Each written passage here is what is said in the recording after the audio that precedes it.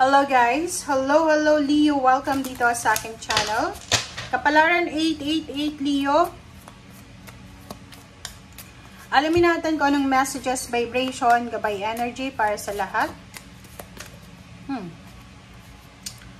Ito ay Venus retrograde reading para sa lahat ng Leo.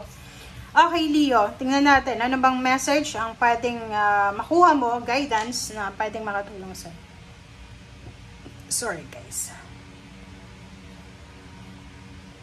Okay, significant numbers mo dito Leo is number 16, number 17, and number 35. Atong number 16 na to, ang sinasabi sa'yo dito na what you want, wants you, Leo.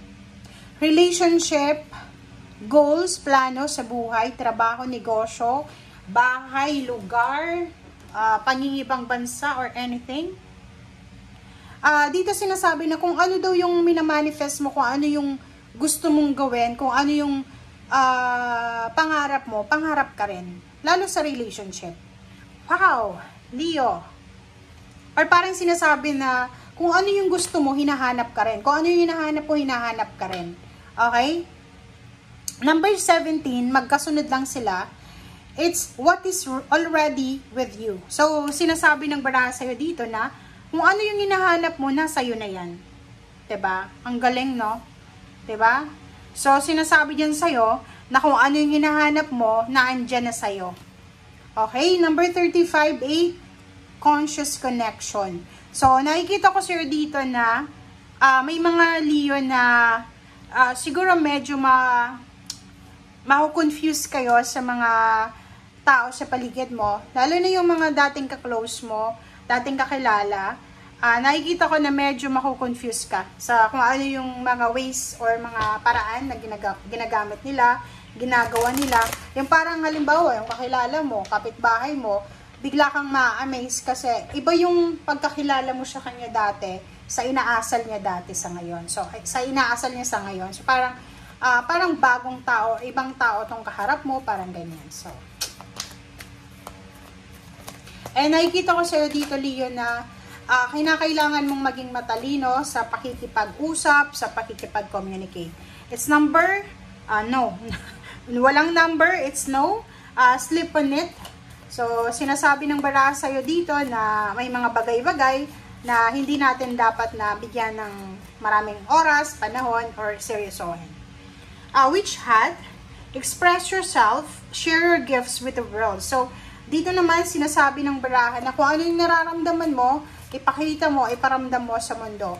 Okay? So, wag nating kimkimin na pwedeng magdala na sa atin ng hatred, ng resentment, or anything. Freya. So, doon naman sa mga Leo na parang feeling nyo useless, worthless kayo, yung parang kahit anong gawin nyo, lalo yung mga Leo, mga unemployed, several years na, 3 years, 2 years, 1 year, parang sinasabi nyo na useless na, parang ganun, like may tinapos ka naman.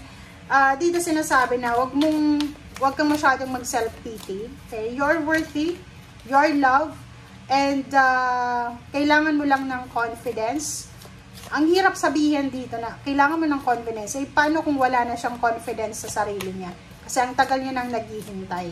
'Di ba? So, dito sinasabi, pwedeng nawawalan ka na ng pag-asa, nawawalan ka na ng focus, ng direksyon. Basta isipin mo lang na what you want, wants you. So, kung ano yung hinahanap mo, hinahanap ka rin. So, lumabas ka sa comfort zone mo, literal sa loob ng bahay mo. Hindi ka dyan makakakuha ng trabaho sa loob ng bahay unless yung hinahanap mo is work from home. Okay? So, parang sinasabi sa'yo dyan, kumilos ka, Leo. Okay. Tingnan natin,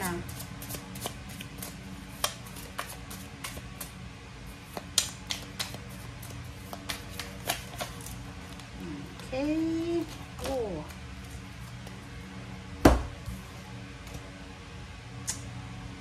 Okay, Leo. 7 of Pentacles. So, may mga Leo ditong naghihintay ng pera. It's either naghihintay ka ng pera, naghihintay ka ng padala, or naghihintay ka ng lump sum, payments, payouts, Or pwedeng literal, naghihintay to ng tawag sa kumpanya na pinag-a-applyan niya. Or pwedeng naghihintay siya sa kamag-anak niya, kung tutulungan ba siya. Or naghihintay siya ng tamang pagkakataon. Or naghihintay siya ng harvest season. So, ang masasabi natin dito is mayroon na siyang itinanim. Diba? May tinanim na siya. So, harvest season na lang yung hinihintay niya. It's either graduation, sa salary, 'di ba? Parang ganon. So, may binebenta, parang ganon. So, Knight of Swords. So, yung Knight of Swords na to, sinasabi ng baraha, lalo sa mga babaeng Leo, na iwasan natin yung sobrang aggressive. Okay? Maging, parang, halimbawa may hinihintay ka ha, naghihintay ka ng trabaho, ng promosyon, naghihintay ka ng balita, confirmation, sinasabi sa'yo ng baraha na, iwasan natin yung pagiging aggressive. And kung makikita mo etong Ace of Pentacles na to, tsaka Two of Cups, sinasabi ng baraha sa'yo na, Leo, kailangan mong magdahan-dahan. Okay? Maging careful ka sa ginagawa mo. Dahan-dahan lang. Iwasan yung pagiging aggressive, impulsive. And lalo na sa trabaho ha. Kung may mag-offer sa'yo ng trabaho, pag-aralan mo muna. Kung may mag-offer sa'yo ng tulong or pera, pag-aralan mo.